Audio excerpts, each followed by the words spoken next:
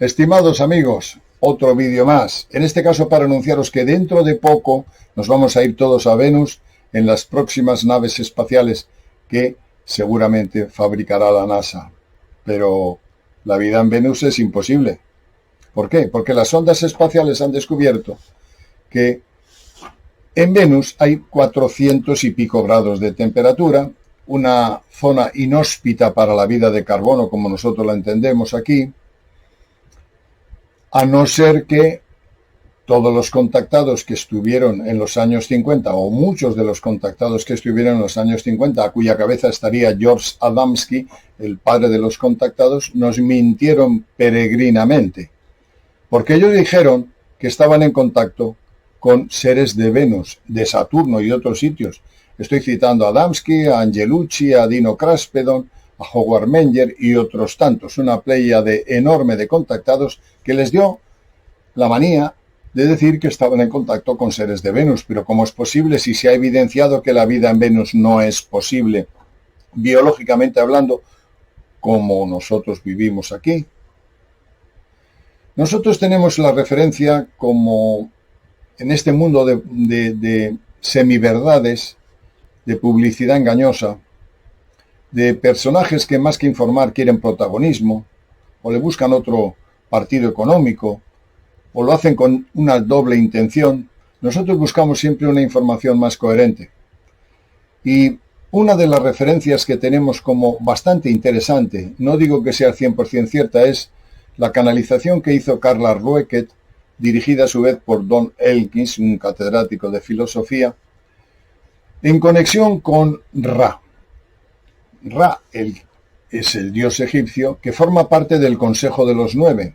El Consejo de los Nueve, la Enéada, son los dioses principales de Heliópolis. Según la tradición, bajaron a Egipto y les ayudaron a los seres humanos de aquel tiempo. Esta historia la publicó también a su vez y habló de ella Andrija Puharich.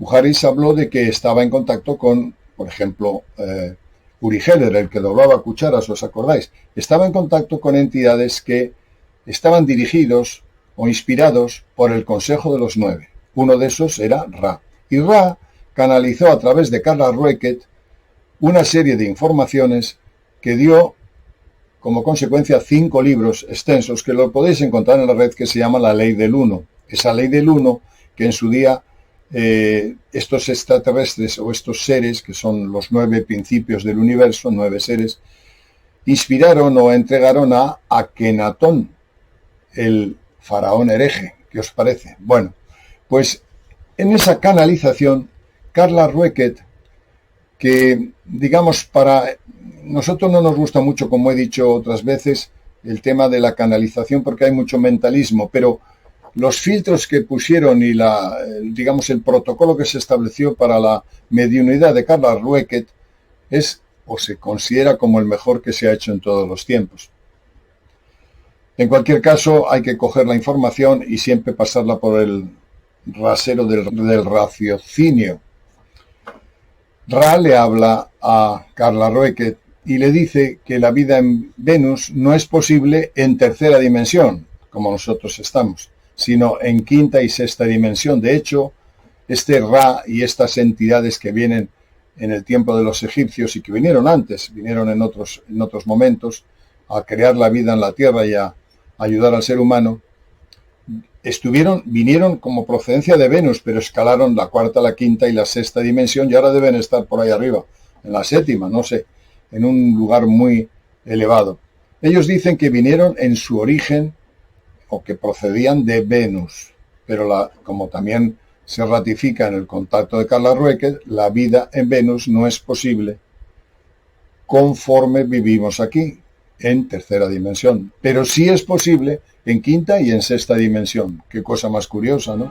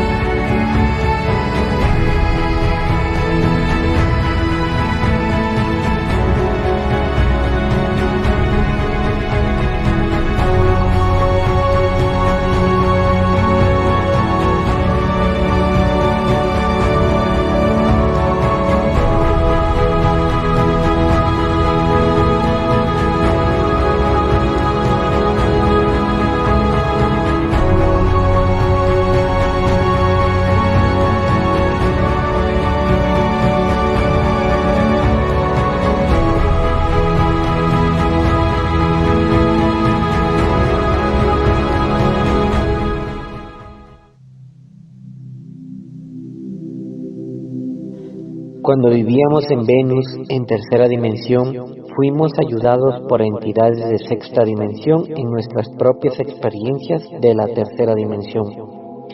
Siendo extremadamente menos belicosos que los seres humanos, estas enseñanzas nos ayudaron. Aún no se había desarrollado las relaciones de su sistema de dinero y poder.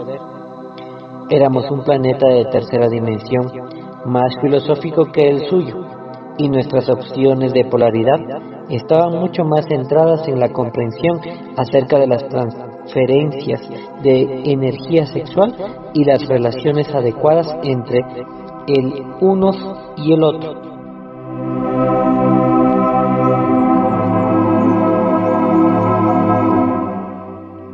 Yo soy parte del grupo de seres que viajó hacia el exterior desde un planeta en el sistema solar, al que llaman Venus. Somos una raza vieja según sus medidas de tiempo. Cuando estábamos en sexta dimensión, nuestro ser físico era lo que ustedes llaman de oro. Éramos altos y algo delicados. La cobertura de nuestro complejo cuerpo tenía un brillo dorado. En esta forma decidimos presentarnos a sus pueblos. Sus habitantes eran muy diferentes a nosotros en el aspecto físico. Así pues, no nos mezclamos bien con la población. Nuestra visita fue relativamente corta. Esto fue cuando se construyeron las pirámides. Cuando elegimos esta misión, fuimos percibidos por sus habitantes como la luz que había llegado a la Tierra por nuestra forma natural. Desde la sexta dimensión, somos capaces de manipular la energía con el pensamiento que es el infinito inteligente, presente en cada partícula de luz o luz distorsionada, de modo que fuimos capaces de vestirnos a nosotros mismos en una réplica de la sexta densidad de nuestra entidad, que fuera visible en la tercera dimensión.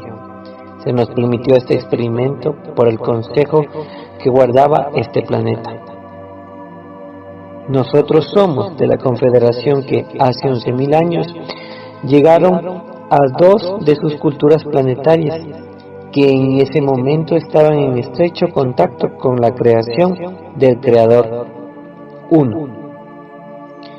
Fue nuestra ingenua creencia que podríamos enseñar a través del contacto directo, pero estas culturas ya estaban estrechamente alineadas con una creencia de la vida o la conciencia del todo. Llegamos y fuimos recibidos por los pueblos a los que deseábamos servir. Tratamos de ayudarlos en medios técnicos que tienen que ver con la curación del ser humano mediante el uso del cristal. Así fueron creadas las pirámides. Sin embargo, resultó que aquellos en el poder reservaron esta tecnología para sí mismos. Esto no fue previsto por la ley del uno y dejamos sus pueblos. Sin embargo, nunca hemos dejado su vibración debido a nuestra responsabilidad por los cambios en la conciencia que primero habíamos causado y luego encontramos distorsiones en el entendimiento de esta, la ley del uno. Intentamos establecer contacto mentalmente con los gobernantes de la tierra de Egipto. En la 18ª dinastía pudimos contactar con un faraón llamado Akenatón o Ajenatón. Él era un programado. Esta entidad se convenció de que la vibración del uno era la vibración espiritual verdadera y por lo tanto decretó la ley del uno. Pero sus creencias fueron aceptadas por pocos. Cuando cayó, las creencias polarizadas en muchos dioses entraron sustituyendo la ley del uno.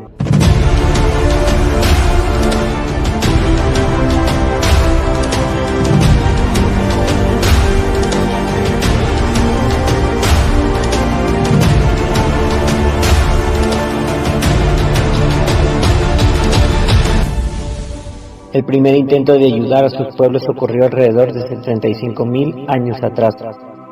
Se ayudó a los marcianos a venir a la Tierra. La siguiente ayuda fue dada a los de Mu, alrededor de 58.000 años atrás.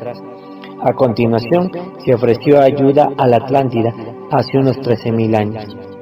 El siguiente intento fue ayudar a los egipcios y a algunos en América del Sur hace unos 11.000 años.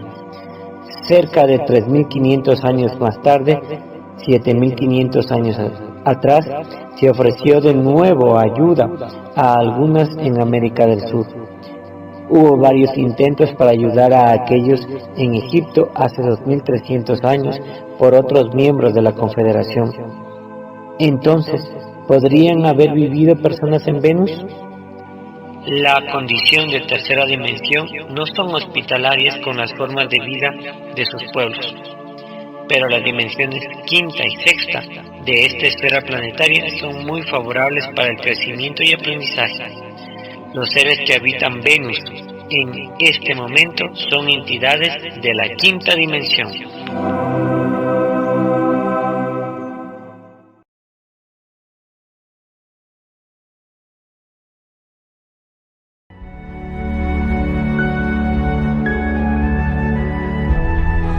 El investigador francés Michel Zirger ha escrito un libro muy detallado sobre el contacto extraterrestre que destaca los encuentros de George Adamski con supuestos extraterrestres de Venus. En We Are Here, nosotros estamos aquí, visitantes sin pasaporte, del año 2017, Zirger ofrece una sólida descripción general de una colección de fotografías y testimonios que respaldan el famoso encuentro de Adamski el 20 de noviembre de 1952, cerca de Desert Center, California. Zirger señala que el encuentro de Adamski fue el primer caso de contacto documentado con un ocupante de un platillo volante que se cree que procede de Venus. El día del encuentro con Adamski, 6 testigos más vieron 2 naves Omni. La primera era una gran nave con forma de cigarro que volaba por encima, y la segunda era una nave exploradora más pequeña con forma de platillo que aterrizó. De la nave exploradora emergió un ocupante para reunirse con Adamski, quien afirmó ser del planeta Venus y se llamaba Orton. En su libro, Zirger incluye copias mejoradas digitalmente de las fotografías originales tomadas en el encuentro de Adamski, que muestran tanto a la nave exploradora flotando antes del aterrizaje como a su ocupante que emergió después del aterrizaje. Las fotografías fueron mejoradas por el artista danés René Erik Olsen, quien puso a disposición las fotografías de Desert Landing en su sitio web. La siguiente foto es una mejora de la persona, Orton, caminando desde la dirección de la nave exploradora hacia Adamski. Los 6 testigos del aterrizaje y del encuentro de Adamski con su ocupante firmaron una declaración jurada que respalda la versión de Adamski de los hechos que se publicó posteriormente en su libro coescrito de 1953, Los platillos volantes han aterrizado. Zirger cita a uno de los testigos, George Hunt Williamson, a quien se le grabó decir durante una conferencia lo siguiente. Quisiera reafirmar aquí que la experiencia, como ha relatado el señor Adamski en Los platillos volantes han aterrizado, donde mi esposa y yo, junto con amigos nuestros, fuimos testigos del suceso. Ocurrió exactamente como el señor Adamski menciona en su libro. Presenciamos la gran nave y después, a través de binoculares, fuimos testigos de los otros acontecimientos aproximadamente a unos 1.600 metros de distancia en el desierto. Vimos al señor Adamski hablando con alguien a distancia y una embarcación con destellos de luz. Luego supimos que esta nave más pequeña había salido de la más grande. Observamos una gran apertura en la nave más grande. Por ella salió la nave exploradora más pequeña. También vimos el pequeño barco flotando en la silla. A pesar de las pruebas convincentes, el encuentro de Adamski en 1952 fue ampliamente desacreditado.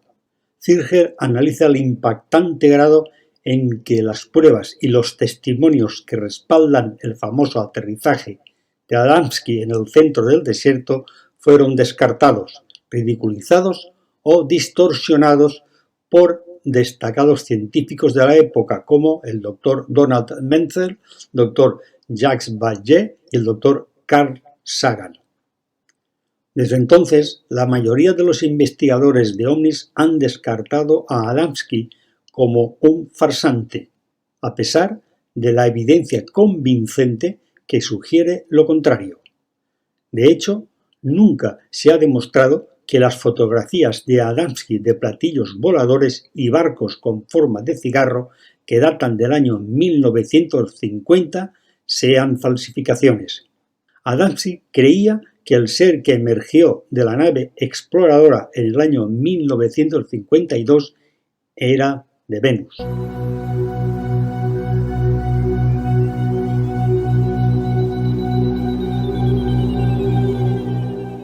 Los datos científicos que surgieron posteriormente y que demostraban que la superficie de Venus era inhabitable debido a las altas temperaturas, 462 grados centígrados, 863 grados Fahrenheit, y la aplastante presión atmosférica 92 veces la de la Tierra.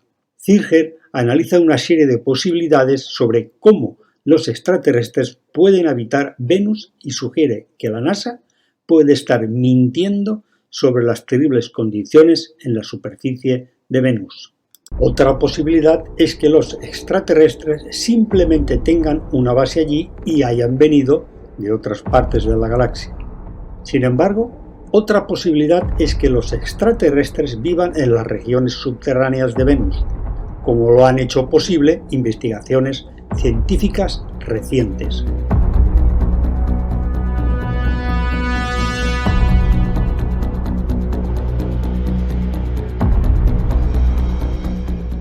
Sean McMahon, quien dirigió un equipo científico de la Universidad de Aberdeen, que afirmó que la vida podría evolucionar dentro del interior de un planeta, muy lejos de una superficie inhóspita.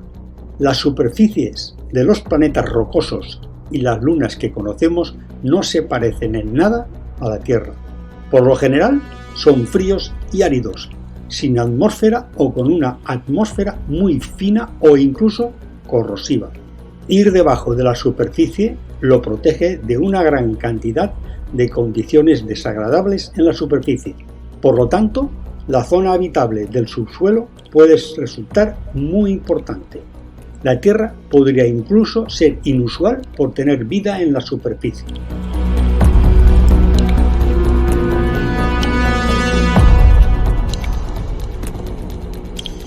Zirger parece favorecer la explicación de la nueva era, de que hoy existe bajo la superficie de Venus una civilización altamente evolucionada, que ascendió a otro plano dimensional y sugiere que hoy en día en la superficie de Venus puede haber solo raros vestigios de la antigua civilización que alguna vez prosperó en la superficie. Zirger cita una serie de textos y fuentes esotéricos que apoyan la idea de que existe una civilización avanzada en Venus, pero que está oculta a los telescopios modernos y las sondas planetarias enviadas por diferentes agencias espaciales nacionales. Por ejemplo, se refiere al libro de 1899, Un habitante de dos planetas. Ningún telescopio revelará jamás vida en Venus. No es que no esté allí, sino que sus formas son de una sustancia única efectuada por un rango de fuerza que las hace imperceptibles para los ojos terrestres. Ha habido varios contactados que afirman haber conocido venusinos del interior del planeta, muy lejos de telescopios y sondas espaciales. Estos incluyen a Frank Strangers, autor del libro Un extraño en el Pentágono. Más recientemente, Goode afirma que fue llevado a Venus, donde vio algunas de las estructuras antiguas que él llama tecnologías de carrera constructora en la superficie del planeta. Nosotros nos dirigimos hacia Venus a una velocidad súper alta, atravesando las espesas nubes. Apenas pude percibir el color amarillento. Las atravesamos muy rápido y luego nos detuvimos a unos 305 metros sobre el suelo, y mientras miraba a mi alrededor vi este terreno que parecía haber sido erosionado por el viento y la lluvia, algo así como lo que se veía en la Tierra. Parecían montañas que se habían erosionado y casi parecían personas talladas por una mano inteligente. Comencé a notar cómo de repente el techo y el piso se volvieron transparentes. Miré hacia abajo y pude ver el gran edificio gigante en forma de H ubicado dentro de este cráter. Era una estructura de piedra gigante en forma de H en un cráter en la superficie de Venus.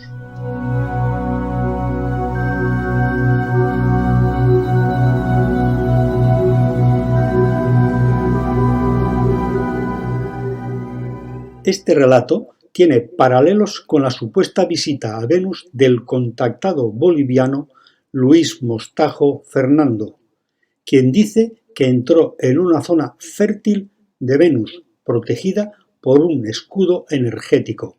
Fernando y otros relatos de visitas a Venus apoyan que una civilización antigua alguna vez habitó su superficie y que existen áreas subterráneas que sustentan la vida actual allí. Sin embargo, Zirger plantea otra posibilidad que puede ofrecer una forma más precisa de ver el encuentro de Adamski en 1952 y se cuestiona si Adamski recibió desinformación de Orton acerca de que Venus era su verdadero origen y se pregunta si Adamski fue manipulado por un pseudo-venusiano. ¿Este origen venusiano fue parte de una cortina de humo o de algún tipo de plan de comunicación extraterrestre para despertar nuestra conciencia a la idea de vida extraterrestre? ¿Se considera que Adamski no es mucho más que una interfaz para un juego de desinformación o engaño y cree que la posible desinformación fue diseñada para proteger el conocimiento de los verdaderos orígenes de Orton y su nave espacial? Zirger llegó a expresar su desconcierto sobre por qué los extraterrestres de otro sistema solar querrían pretender ser de un mundo inhabitable de nuestro propio sistema solar. ¿Por qué tal farsa cuando simplemente podrían haber dicho que eran del planeta T del sistema solar I? Así lo plantea en uno de los casos de contacto mencionados por Zirger en Nosotros estamos aquí. Citaré brevemente el caso de Reinhold Schmidt en el año 1957. El 5 de noviembre de 1957 afirmó haber hablado durante unos 30 minutos con la tripulación de un gran ovni plateado con forma de cigarro que supuestamente había aterrizado cerca de Kearney, en la pradera de Nebraska, para realizar reparaciones.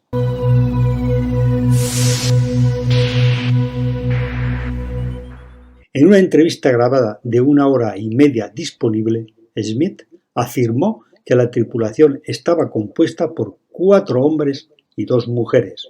Todos ellos le hablaban en lengua americana, con acento alemán, pero a veces le parecía que podía oírlos hablar entre ellos con un muy buen alemán. El caso Smith plantea la cuestión: ¿Orton era parte de un programa espacial secreto alemán y solo pretendía ser venusino? ¿El astronauta alemán pretendía ser de Venus? Durante el encuentro con Adamski en el año 1952,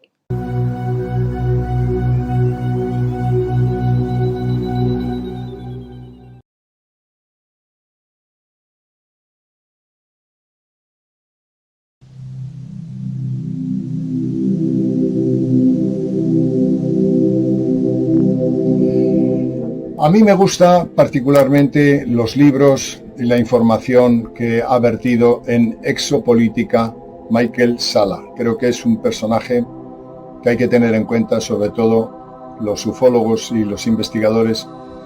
Tenemos que considerar que su información, excelente información, tiene visos de ser real.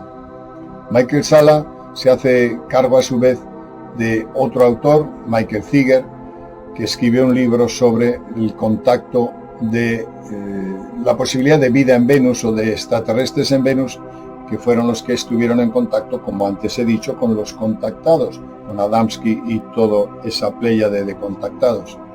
Incluso está de moda ahora también Corey Goode. Corey Goode es el personaje que, según él, habría formado parte del programa espacial secreto de las Fuerzas Aéreas Americanas.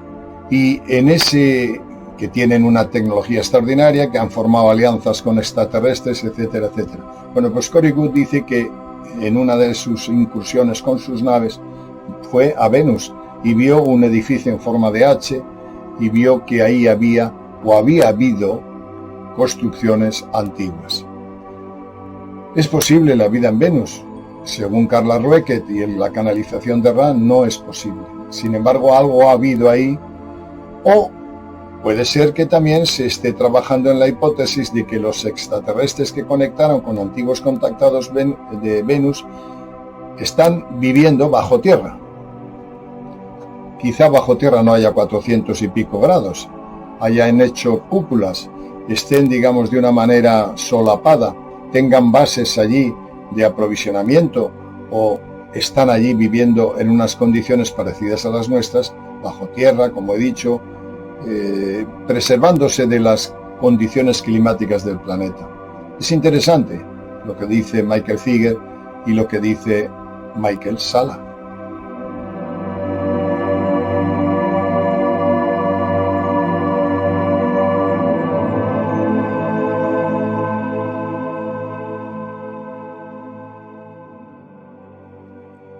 En la primera parte de esta serie se planteó la posibilidad de que George Adamski fuera engañado haciéndole creer que Venus era el origen de Orton, el ocupante del platillo volante que conoció en diciembre de 1952.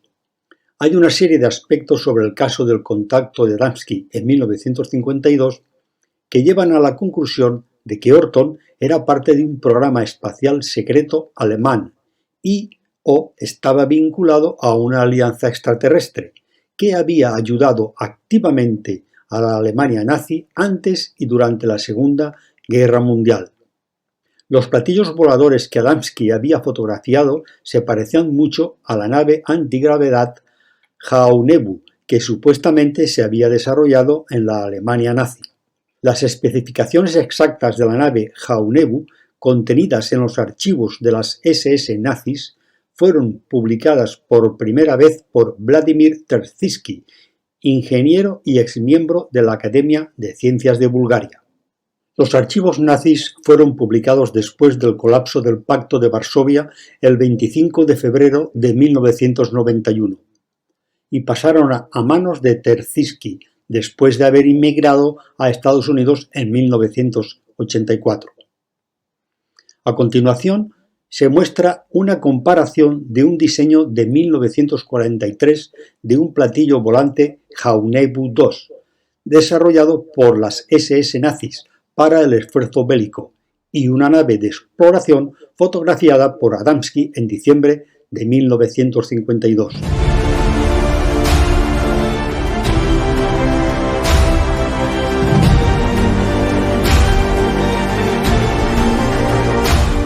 Tengamos en cuenta que el principal punto de diferencia es que las naves nazis tenían algún tipo de dispositivo de artillería, que significaba un intento de convertir en armas platillos voladores para el esfuerzo bélico.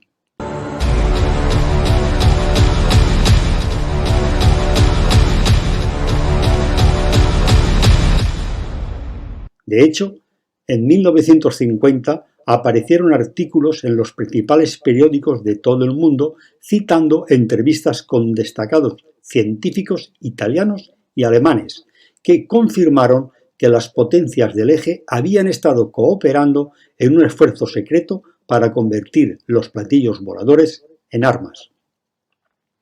La configuración de la nave Jaunebu de 1943 es tan similar a las que Adamski fotografió en 1952 que sugiere que, si no es el mismo tipo de vehículo, quienquiera que haya desarrollado este último tenía un nivel de desarrollo tecnológico similar al que los alemanes a mediados de los años 1940. Sin embargo, si Orton era de Venus y formaba parte de una asociación interplanetaria avanzada, como lo analiza Zirger en su libro Visitantes sin pasaporte 2017. ¿Cómo pudo la primera generación de platillos voladores nazis haber sido casi idéntica a las naves utilizadas en una sociedad interplanetaria mucho más evolucionada tecnológicamente? Una explicación es que los extraterrestres habían proporcionado naves a la Alemania nazi para que pudieran realizar ingeniería inversa. Esto está respaldado por la información proporcionada por el exingeniero aeroespacial William Tompkins, quien dice que los espías de la Marina de los Estados Unidos habían informado durante sus interrogatorios en la estación aeronaval de San Diego de 1942 al 1946 que los alemanes habían recibido más de una docena de modelos de aparatos operativos, naves espaciales antigravedad. Los nazis intentaron furiosamente aplicar ingeniería inversa a estos para el esfuerzo bélico, pero finalmente no tuvieron éxito en lo que respecta a sus programas basados en Europa.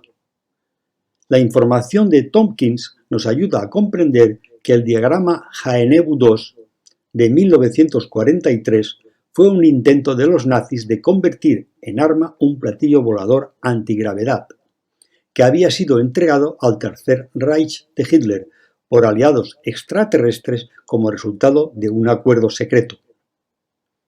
Por lo tanto, es posible que Orton solo haya fingido ser de Venus, para así ocultar la existencia de un programa espacial alemán que había sobrevivido a la Segunda Guerra Mundial. Orton solo se comunicó con Adamski de forma no verbal, mediante el lenguaje de señas, durante el encuentro en el Desert Center de 1952.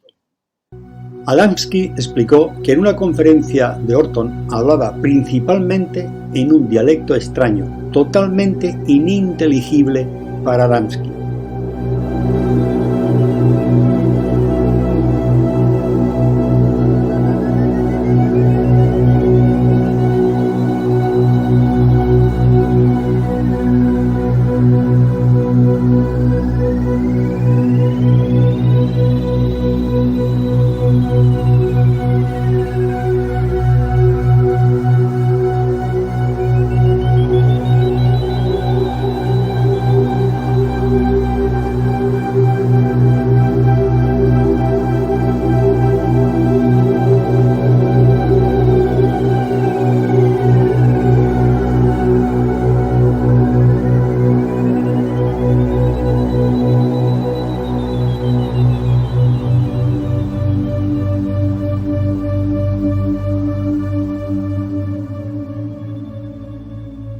Reinhold Schmidt tenía antecedentes alemanes y también le enseñaron alto alemán en la escuela, pero es posible que Adamski no haya podido identificar los dialectos alemanes, ya que su origen era polaco-estadounidense.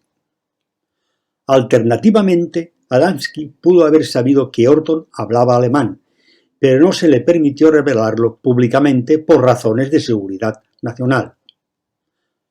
Durante mucho tiempo se ha rumoreado que después de cada una de sus experiencias de contacto extraterrestre, Adamski fue trasladado en avión en secreto desde California al Pentágono por las Fuerzas Aéreas de los Estados Unidos, donde fue informado sobre sus contactos.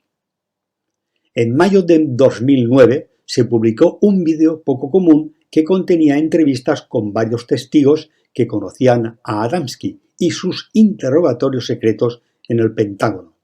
Los testigos confirmaron que Adamski poseía una tarjeta de identificación de artillería militar que le permitía acceder al Pentágono. La identificación militar fue presenciada por varias personas que habían trabajado en varios puestos del Departamento de Defensa. Entre los testigos se encontraba William Sherwood, que había trabajado anteriormente para el Departamento de Artillería del Ejército de los Estados Unidos y poseía su propio pase de artillería. El testimonio de Sherwood y otros que lo respaldan dan crédito a los rumores de que Adamski estaba informando en secreto al Pentágono sobre sus contactos extraterrestres. En 1952, el Pentágono era muy consciente de que un programa espacial alemán había sobrevivido a la Segunda Guerra Mundial y había comenzado a operar en territorio estadounidense. Altos funcionarios del Pentágono querían que esto se mantuviera en secreto. En consecuencia, es muy posible que a Adamski le dijeran que no dijera nada sobre Orton hablando alemán para evitar que el público supiera la verdad.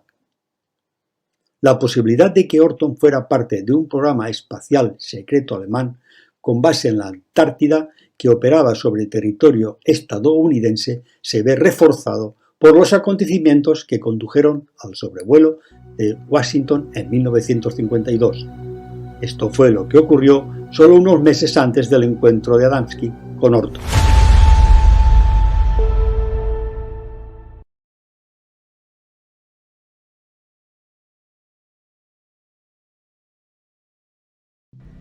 El supuesto contacto con seres de Venus por parte de los contactados antiguos no es más que la cortina de humo de un contacto mucho más comprometido y más problemático.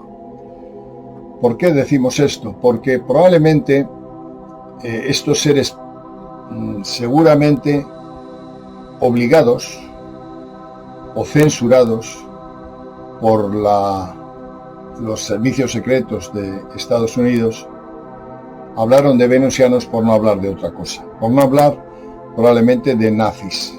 De nazis. Hemos publicado 2 vídeos anteriormente sobre los platillos volantes de los nazis. Al parecer hay indicios bastante claros porque la Unión Soviética, cuando se deshizo con la perestroika, publicó una serie de documentos secretos que tenía, las sacó a la luz, los liberó del secreto y hablaban de que había habido un contacto de las fuerzas nazis con extraterrestres de Aldebarán. Hablamos en aquellos vídeos de María Orsic, que era una vidente con el pelo larguísimo, que tenía un grupo de videntes de la Sociedad Brill, que habían conectado con entidades y les habían dictado las formas de hacer un platillo volante. Y Schumann, el de la resonancia Schumann, el científico alemán de aquel tiempo, hizo esos platillos volantes. Después se fueron a la Antártida. Cuando acabó la guerra habían desaparecido casi 100 submarinos, nadie sabe dónde estaban, y bastantes miles de hombres que nadie supo dónde estaban. Por lo visto, en la Antártida, pactando o formando parte de una coalición con unos extraterrestres, entre comillas, de Aldebarán, que tienen su base allí, habían fabricado platillos volantes. Acabada la guerra, ese reducto de la Antártida existía todavía. ¿Qué ocurría? Que las fuerzas americanas no podían decir que tenían todavía a su enemigo en la puerta de casa. Y probablemente a Adamski, que por otra parte Adamski, fijaros, es curioso, Adamski tenía una acreditación de seguridad de alto nivel que le permitía entrar en el Pentágono y hablar en el Pentágono. Un loco que cree en platillos volantes, que está en contacto con los venusianos en el Pentágono, con una acreditación de alta seguridad, nos parece extraño. Probablemente era una cortina de humo, y estos seres lo que estuvieran en contacto no fue con venusianos, sino con seres nazis que habían estado en contacto o que formaban una coalición con entidades extraterrestres. El Pentágono ocultó el vínculo del programa espacial secreto alemán con casos de contacto con extraterrestres. Posiblemente el Pentágono ordenó a George Adamski que retuviera elementos importantes de su supuesto contacto extraterrestre de 1952, que sugería la existencia de un programa espacial secreto alemán en la Antártida. En el verano del hemisferio sur de 1946-1947, el almirante Richard Byrd dirigió un gran grupo de trabajo naval a la Antártida durante la operación Headhunt, con órdenes secretas de expulsar a cualquier nazi que hubiera establecido bases secretas en el continente helado. El enorme convoy militar incluía 13 buques, 33 aeronaves y 4.700 soldados. Se habló de naves que emergían del agua y los atacaban. 7 años antes, a mediados de 1939, el presidente Franklin Roosevelt había ordenado a Byrd que dirigiera una expedición naval a la Antártida para determinar si las bases nazis en la Antártida violaban la doctrina Monroe. El New York Times informó el 7 de julio de 1939 que el presidente Roosevelt tomó medidas para evitar una posible extensión de los reclamos de Alemania sobre áreas antárticas al hemisferio occidental, al ordenar al almirante Richard E. Byrd que abandone en octubre un territorio dentro de la esfera de influencia de la doctrina Monroe. La expedición de Byrd de 1939-1940 no logró encontrar las bases antárticas alemanas, que estaban bien escondidas bajo las capas de hielo. Años más tarde, durante los juicios por crímenes de guerra de Nuremberg, el almirante Dönitz repitió sus afirmaciones anteriores en tiempos de guerra de haber utilizado la flota de submarinos de Alemania para construir una fortaleza invulnerable, un oasis paradisíaco en medio del hielo eterno. Después del final prematuro de la operación Headhunt, en febrero de 1947, Byrd concedió una entrevista el 5 de marzo en Chile, mientras viajaba de regreso a los Estados Unidos, donde habló de un enemigo que podría volar desde la región del Polo Sur para atacar a los Estados Unidos.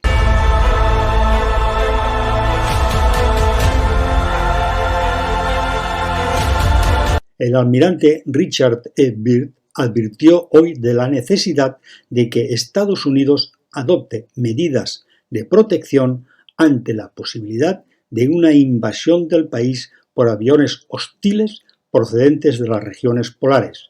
El almirante dijo: No quiero asustar a nadie, pero la amarga realidad es que en el caso de una nueva guerra, Estados Unidos será atacado por aviones que sobrevuelen uno o ambos polos. El contexto general de la entrevista de Byrd sugirió que los alemanes habían convertido con éxito en armas sus platillos voladores y otros vehículos aéreos avanzados, hasta el punto de que nada de lo que poseía la Marina de los Estados Unidos podían igualarlos en rendimiento, armas y alcance. De hecho, solo unos meses después de la entrevista de Byrd, el incidente Omni de Kenneth Arnold ocurrió en junio de 1947, donde fue testigo de flotas de naves voladoras con forma de alas sobre las montañas Cascade de Oregón y el estado de Washington.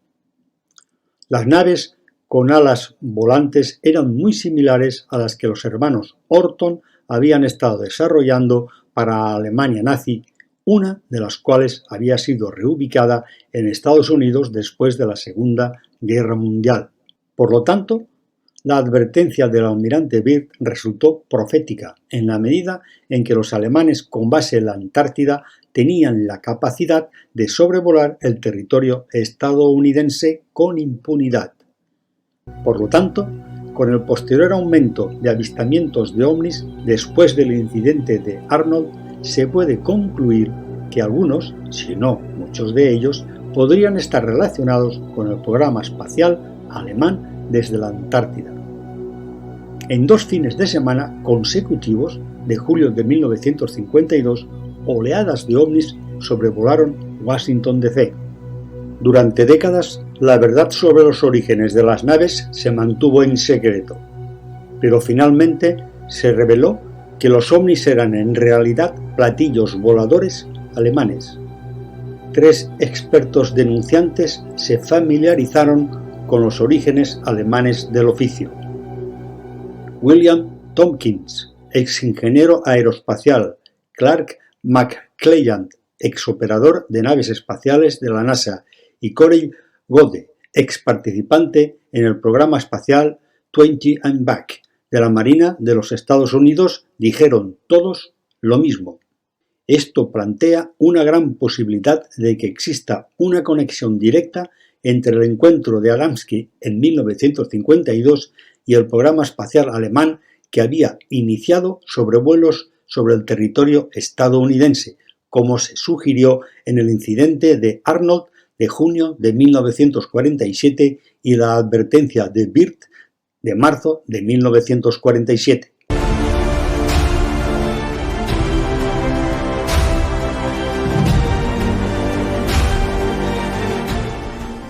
El 7 de enero de 1956, Willard Whaley, un sargento mayor del ejército estadounidense en ese momento, dice que vio un platillo volante aterrizar en una zona apartada de Kaimuki, cerca de Honolulu, Hawái.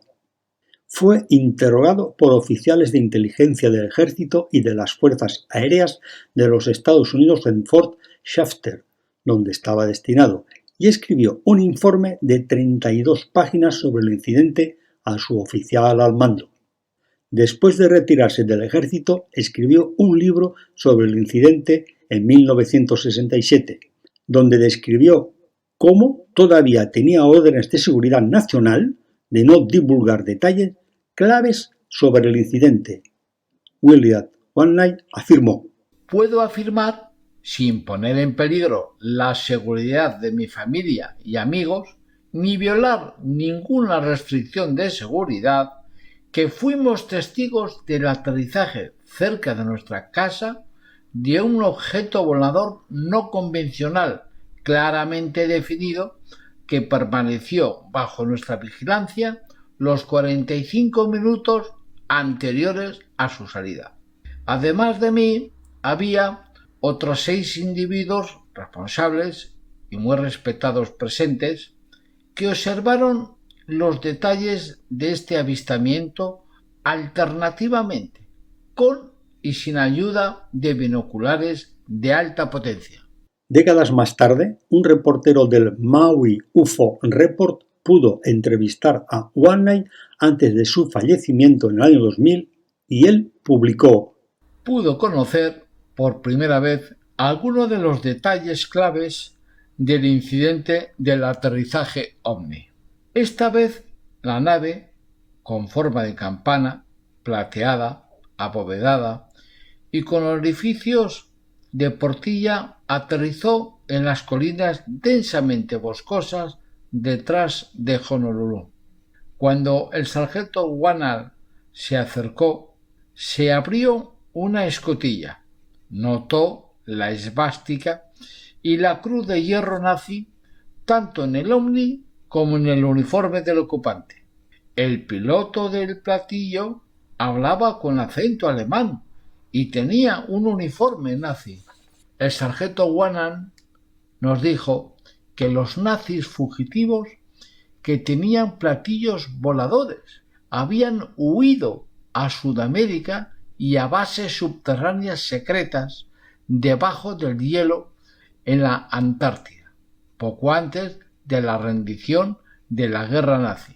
La descripción de Whaley de la nave coincide estrechamente con lo que Adamski había fotografiado y presenciado en 1952 y la nave Jaun-Bu-2 que había sido desarrollada en secreto por la Alemania nazi. Ahora es comprensible por qué el informe de 32 páginas de Whaley sobre el incidente de 1956 nunca se hizo público bajo el proyecto Libro Azul, ya que mostraba que un programa espacial secreto alemán estaba sobrevolando y aterrizando activamente en todos los territorios estadounidenses, incluidas las islas hawaianas. El hecho de que el piloto hablara con acento alemán, vistiera un uniforme nazi y pudiera aterrizar cerca de una base militar estadounidense, Fort Shafter, demuestra que los ocupantes no tenían miedo de que les dispararan.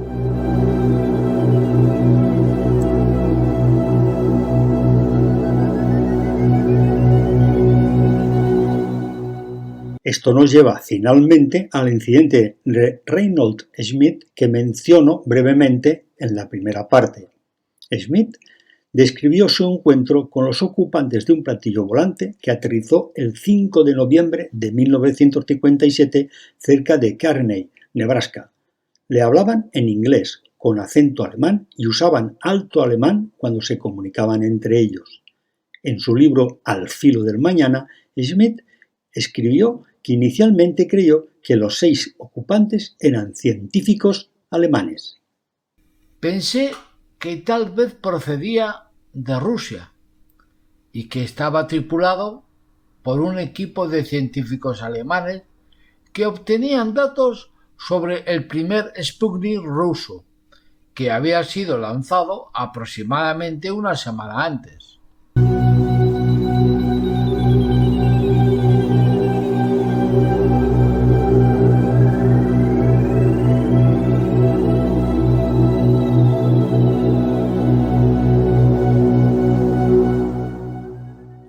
Después de ser contactado más tarde por uno de los ocupantes, Schmidt tuvo más encuentros y cambió de opinión sobre los orígenes de la nave. Ahora se refirió a los ocupantes de la nave como extraterrestres de Saturno.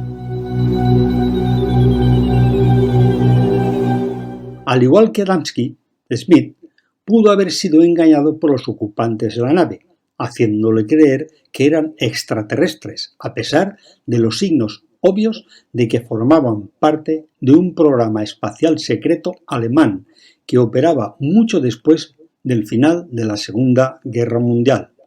Alternativamente, Adamski y Schmidt pudieron haber sido presionados por las autoridades de seguridad nacional para que abandonaran cualquier referencia pública a que los ocupantes de la nave espacial fueran astronautas alemanes.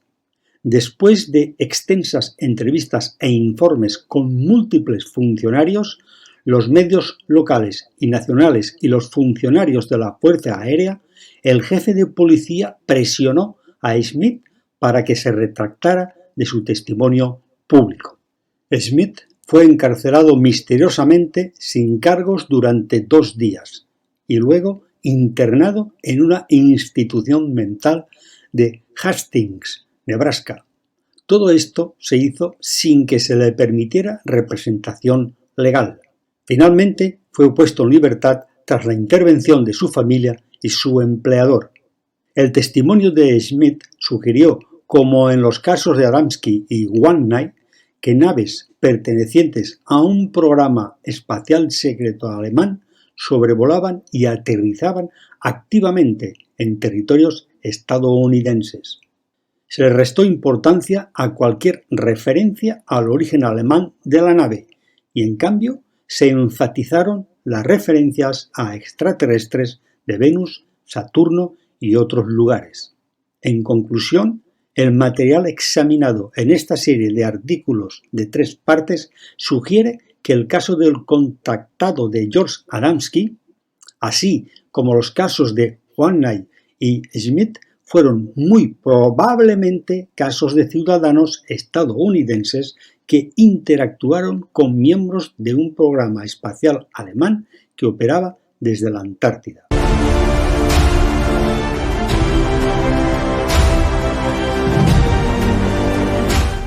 Esto no quiere decir que todos los supuestos casos de contacto extraterrestre realmente impliquen una interacción pública con miembros de un programa espacial secreto alemán que opera desde la Antártida.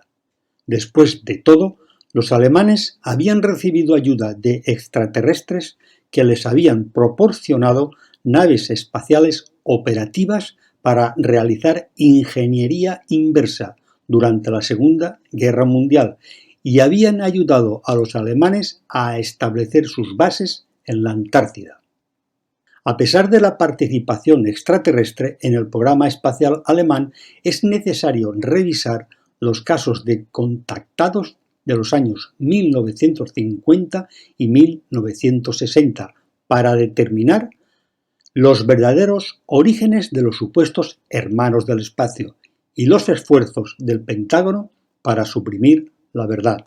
El Establishment de Seguridad Nacional de Estados Unidos alentó la desacreditación de contactados como Adamski, Smith y muchos otros, no porque temieran que el público se enterara de las visitas extraterrestres, sino porque temían que el público conociera la verdad sobre la colonia separatista alemana en la Antártida.